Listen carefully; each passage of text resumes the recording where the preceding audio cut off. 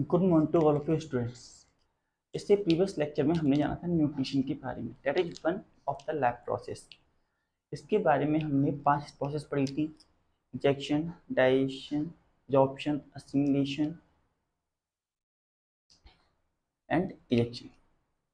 तो असिमिलेशन में हमने जाना था कि जो फूड हम इंटेक करते हैं, जो ऑब्जॉर्व किया हुआ फूड है, उसमें से एनर्जी रिलीज की जाती है और एनर्जी रिलीज करके उसे तो प्लांट हो या एनिमल हो अपनी डिफरेंट लैब प्रोसेस के अंदर यूज करता है।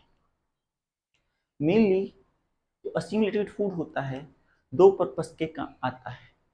पहला पर्पस ये होता है कि उस फूड में से एनर्जी निकालना और जो डेली लाइफ के फंक्शन होते हैं उन्हें परफॉर्म करना। और दूसरा काम होता है रिपेयर एंड ग्रोथ। जो हमारी बॉडी में कुछ चोट लगी है या कहीं कोई सेल खराब हो गया है, उसे रिमूव करना, उसकी जगह नया सेल लगाना, वहीं अपनी बॉडी की ग्रोथ को भी बढ़ाते रहना। ये दोनों काम हमारे असिमिलेटेड फूड के होते हैं। इस फूड से एनर्जी निकालने के लिए जिस प्रोसेस का हम यूज करते हैं, उस प्रोसेस को हम रेस्पिरेशन कहते हैं। इस लेक्चर में हम रेस्पिरेशन को इन डिटेल में स्टडी करेंगे। क्या होती है रेस्पिरेशन और क्यों ये हमारे लिए इम्पोर्टेंट होती है। सो रेस्पिरेशन,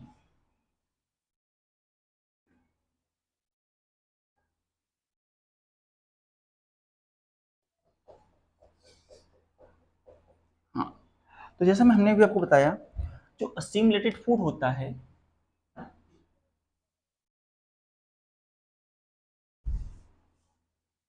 असिमिलेटेड फूड 2 पर्पस में काम आता है। First, to release energy, to release energy from the food, खाने से एनर्जी निकालने के लिए, and to repair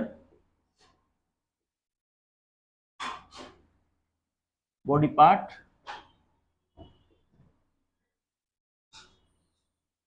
to repair body part and growth.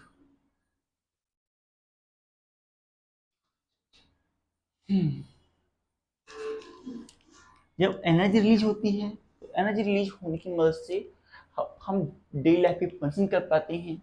वहीं जब बॉडी को रिपेयर करते हैं और मेंटेन करते हैं, जब अच्छा खाना खाते हैं, तो हमारी बॉडी और अच्छे से काम भी कर पाती है और उसकी जैसे ग्रोथ भी आती है।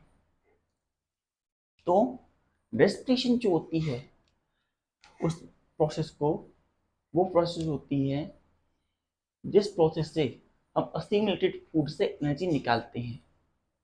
So process by which food is energy is released from the assimilated food is said to be respiration.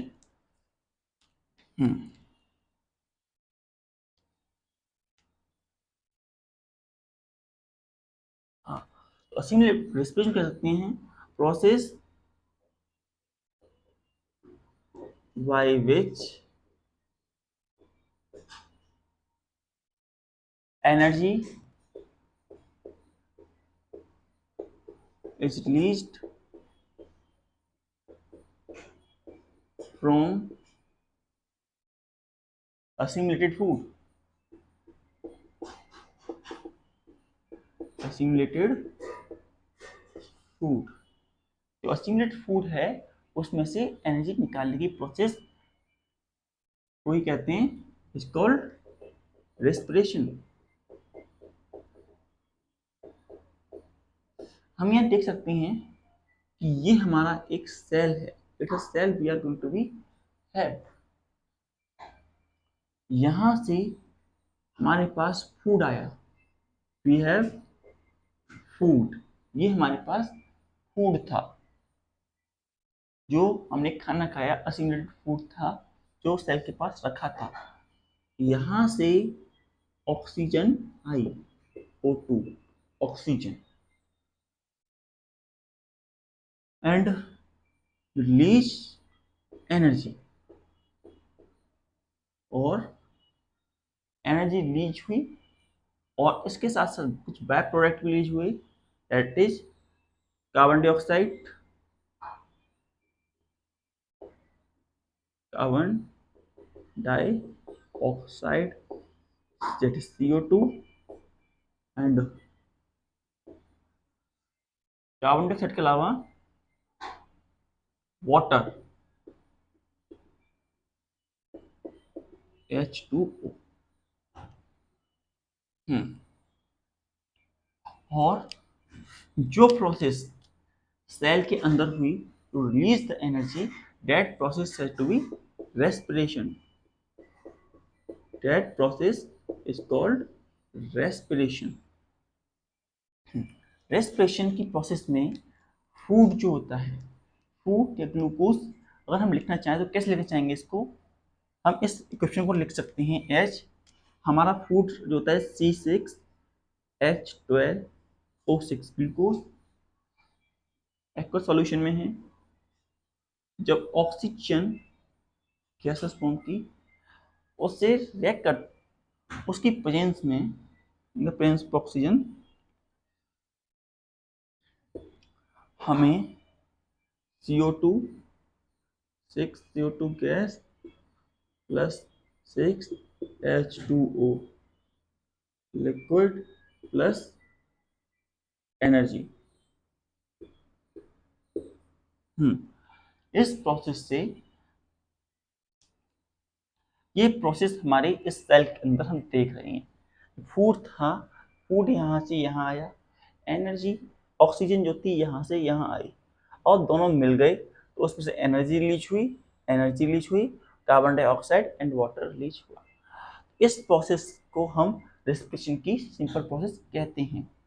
और हम देख सकते हैं ये प्रोसेस जो है जस्ट अपोजिट प्रोसेस है ऑफ द फोटोसिंथेसिस। जैसा हमने देखा फोटोसिंथेसिस की प्रोसेस जो थी, photosynthesis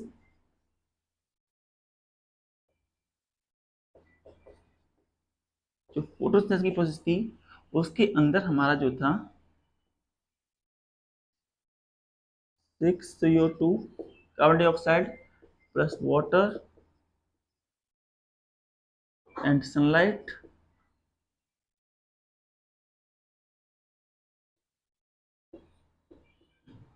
and in presence of chlorophyll,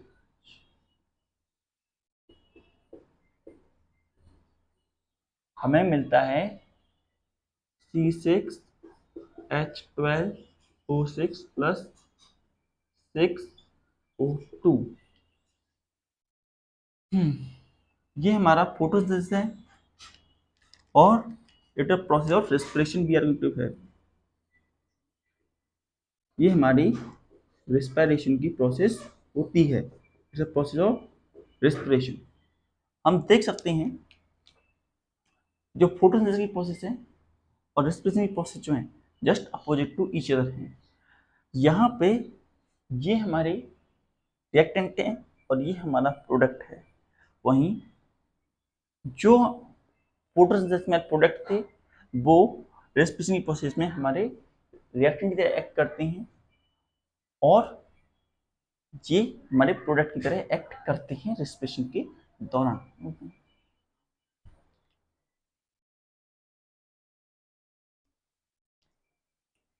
now जो एनर्जी होती है हमारी रेस्पिरेशन के अंदर, उसे हम एटीपी में मेजर करते हैं। एटीपी मतलब कि एडेनोसाइन ट्राइफॉस्फेट, जो कि करेंसी कह सकते हैं, करेंसी और unit of measuring of energy that is produced with in the process of respiration. ATP energy produce during respiration during respiration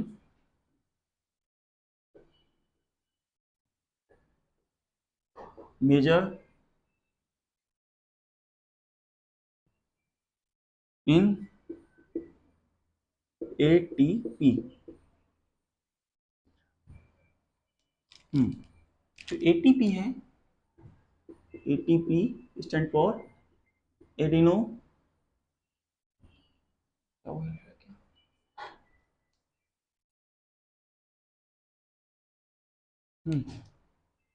adeno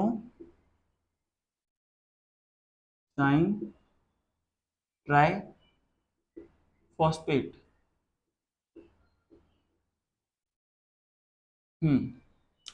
जो एनर्जी रेस्पिरेशन के दौरान प्रोड्यूस होती है वो ये उसकी एक करेंसी होती है।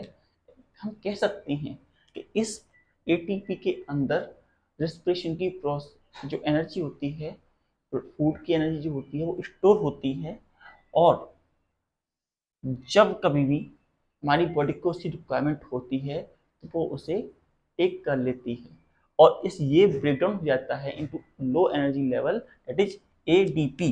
जो इससे छोटा होता है हमारा एडीपी में डिवाइड हो जाता है ADP, that is adeno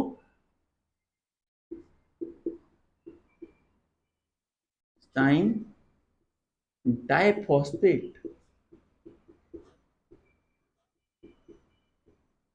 diphosphate adenosine diphosphate में ये डिवाइड हो जाता है।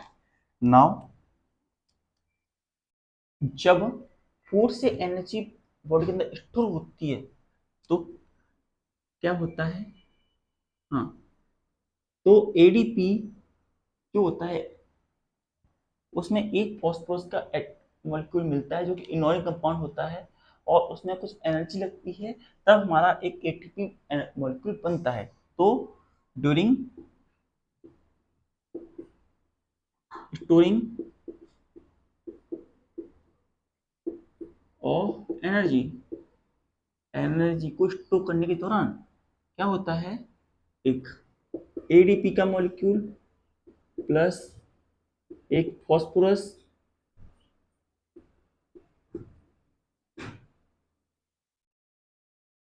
या सिंपल लिखते हैं P I. Media P I का कहने का मतलब ये है, आई यहाँ दिखा रहा है इनऑर्गेनिक कंपाउंड है, और पी फॉस्फोरस को इंडिकेट कर रहा है, फॉस्फोइनिक कंपाउंड एंड एनर्जी। तो ये सब मिलकर के एक एटीपी फॉर्म करते हैं, एक एटीपी बनती है, मतलब एडिनोसाइन ट्राइफॉस्फेट। जब एक एडीपी एडिनोसाइन डाइफॉस्फेट में एक फॉस्फोरस मिलता है और एनर्जी ऐड होती है तो एडिनोसाइन ट्राइफॉस्फेट की फॉर्मेशन होती है। फर्स्ट। वही second, during utilization of energy और रिलीजिंग ऑफ एनर्जी, जब हमें एटीपी का एनर्जी की रिक्वायरमेंट होती है तो रिलीजिंग ऑफ एनर्जी, जो हमने खाना खाया है उसमें से एनर्जी रिलीज करने के लिए जो एटीपी होता है, ATP we are going to be है वो डिवाइड हो जाता है एडीपी में, प्लस एक फॉस्फोरस अलग हो जाता है, और प्लस एनर्जी उसमें से आउट होती है, एनर्जी निकलती है जो कि हम अलग काम के लिए इस्तेमाल करते हैं। इस तरीके से जब एनर्जी हमारी बॉडी में स्टोर करनी होती है तो ईडीपी फॉस्फोरस और एनर्जी मिलकर के एक एटीपी का मॉलिक्यूल बनाने, जब स्टोरिंग के दौरान क्योंकि सारी एनर्जी सकती नहीं होती, वहीं रिलीजिंग ऑफ एनर्जी के दौरान उसमें से एक एटीपी का जो मॉलिक्यूल है वो ADP phosphorus and energy release करता है, और जिसके कारण हमारी बॉडी के अंदर काम करने की क्षमता आती है। अगर हम ये मान के चलें कि ये हमारे पास एनर्जी लेवल है और ये हमारे पास एटीपी है, तो जो फूड होता है उसकी मदद से हमारी ये एटीपी बनी, और जैसे जैसे रिक्वायरमेंट होता है हम इसे इस्तेमाल करते चलते हैं। As required we are going to utilize it for our daily functions. अपने डेली लाइफ के अलग फंक्शंस के लिए एटीपी का यूज करते चलते हैं। Note down.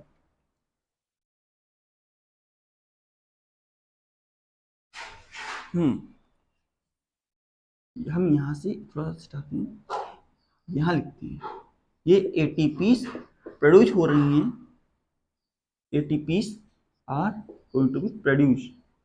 यहाँ हमारा फूड है, फूड्स हम सपोज कर सकते हैं we are food going to be have there.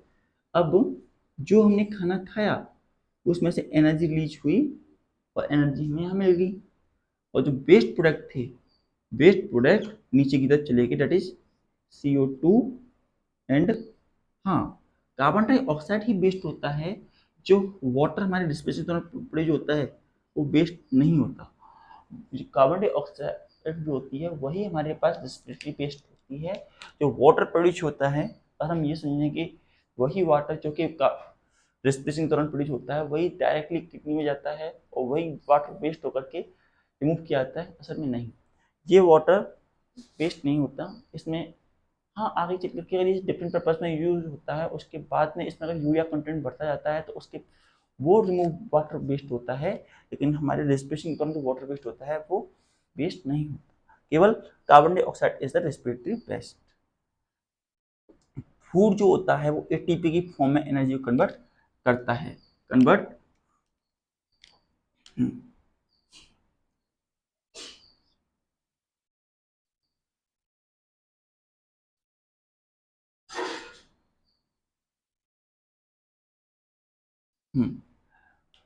ये एटीपी को प्रोड्यूस करता चला जाता है by using a process ATP equal to ATP, ATP energy, P I energy, इसके फॉर्म में एनर्जी कन्वर्ट होती चली जाती है। और जो फूड है वो इस प्रोसेस को फॉलो करता है थ्रू आउट। Note down.